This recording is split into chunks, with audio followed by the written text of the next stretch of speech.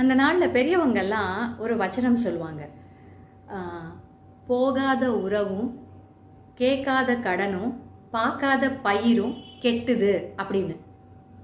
கேள்விப்பட்டிருப்பீங்களான்னு எனக்கு தெரியல. போகாத உறவுனா போய் அடிக்கடி போய் விசாரிக்காமல், நலம் விசாரிக்காமல், போய் விசிட் பண்ணாமல் அந்த ரிலேஷன்ஷிப்புங்கிறது கெட்டு போயிடும் இல்லையா? Unless and until we don't visit them regularly or ஓரளவுக்கு ஒரு அப்பப்போ பார்க்கலனாக்கா அந்த ரிலேஷன்ஷிப் அப்படியே போயிடும்.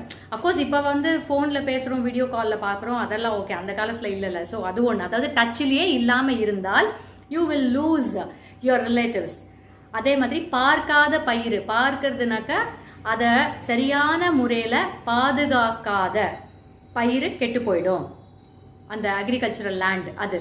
அண்ட் கேட்காத கடன், ஒருத்தருக்கு கடன் கொடுக்குறோன்னு வச்சுக்கோங்களேன், எப்போ அதை திருப்பி தரையா, எப்போ தர, இப்போ தரையா, நாளைக்கு தரையா, ஞாபகப்படுத்தணும், நீ தர வேண்டியது இருக்கே அப்படின்னு நம்ம கேட்டுக்கிட்டே இருக்கணும். அப்போ தான் அந்த கடன் நமக்கு திரும்ப கிடைக்கும்.